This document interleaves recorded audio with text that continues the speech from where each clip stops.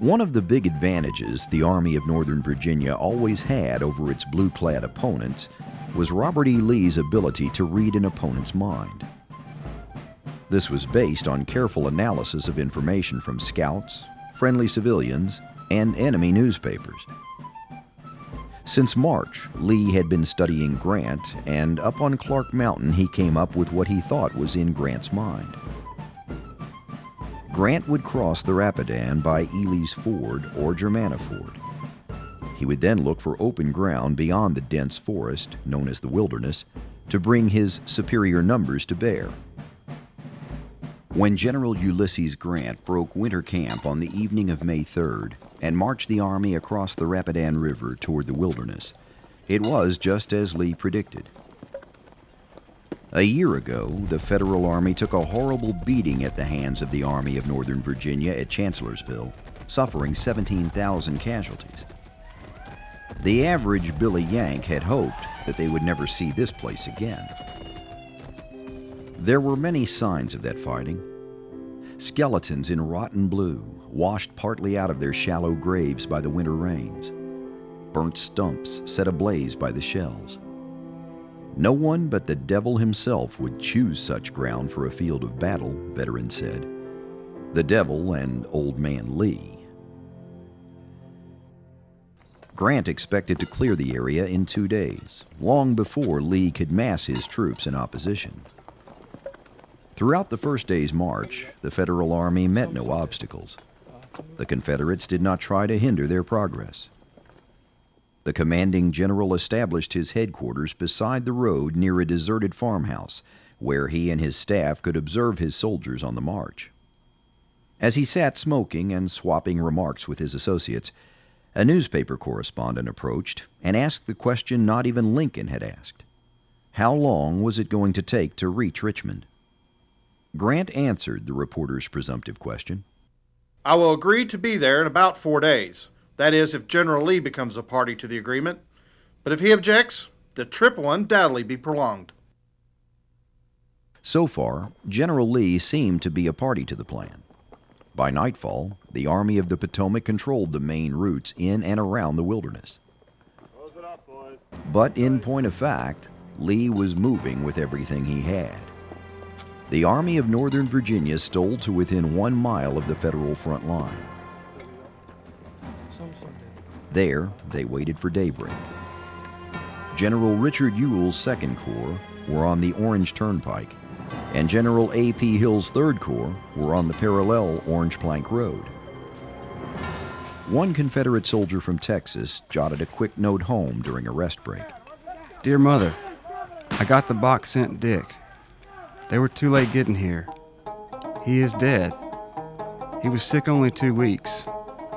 Captain Turner is killed at Suffolk in a charge against a gunboat. The Yankees crossed the river at Fredericksburg yesterday.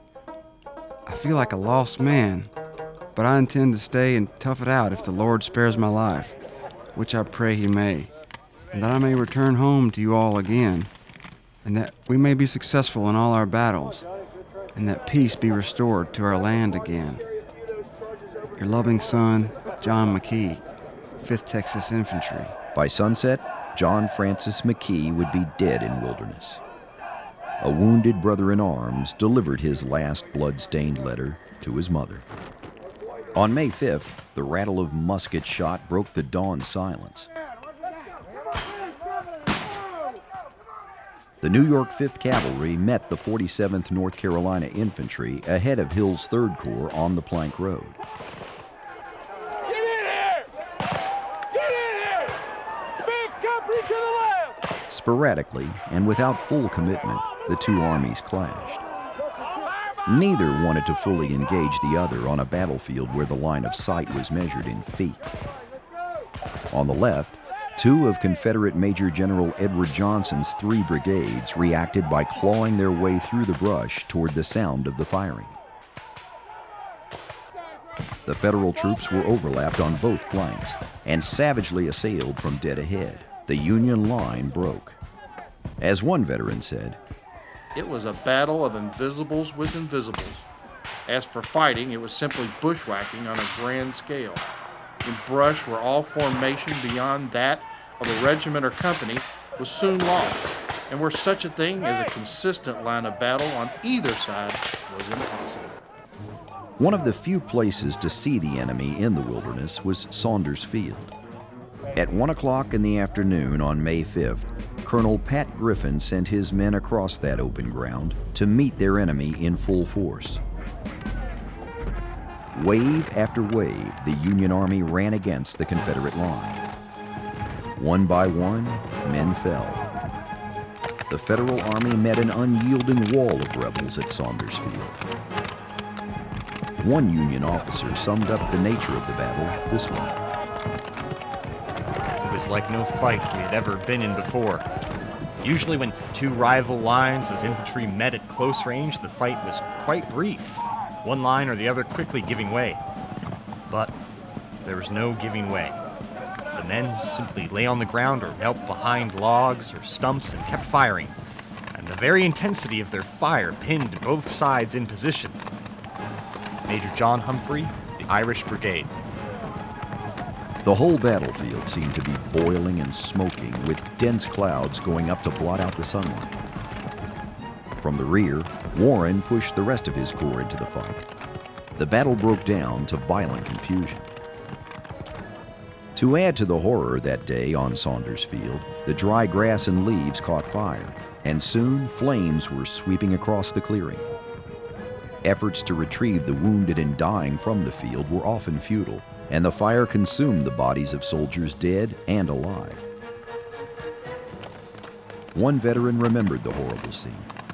Swept by the flames, the trees, bushes, and logs now took fire, and dense clouds of smoke rolled across the clearing. The clearing now became a raging inferno in which many of the wounded perished. The bodies of the dead were blackened and burned beyond all possibility of recognition. A tragic conclusion to this day of horror. Diary of an Unknown Private, Ohio Infantry. The day grew old, and the sun was going down. The exhausted men of Griffin's division were about ready to fall completely out of the war. At last, a couple of fresh brigades lined up and went to their relief. Their assault was a titanic last gasp in the fading light on Saunders Field. As the day ended, the last convulsions of death spread to a nearby dense tangle of undergrowth. Once again, the horrible wilderness became a third party to the mayhem and turmoil of modern battle. There, part of Major General John Sedgwick's 6th Corps skirmished with the 1st North Carolina Cavalry. The tenuous Federal hold on the critical southern roads collapsed. Only night brought a welcome relief to the battle. As night fell in the wilderness, the men on both sides began the search for fallen friends. At night we slept with our guns in hand when we stopped to lay down to try and sleep and meditate over the transaction of the day. We could not sleep well, the country being so desolate and God-forsaken that we hoped we would not get killed in such God-forsaken country. And the whippoorwills made the woods ring with their song. It seemed so desolate that we wished we could get out of this spot of the country. None of us wished to die here. The thought of dying stared us in the face as bullets flew thick around here, but we pushed ahead until we could see something like an open spot ahead of us. Lorenzo D. Barnhart, Company B, 110th Ohio. From the sight of the shattered bodies of the soldiers from both sides who littered the battlefield, and the exhausted faces of the survivors, it was evident that neither blue nor gray had prevailed.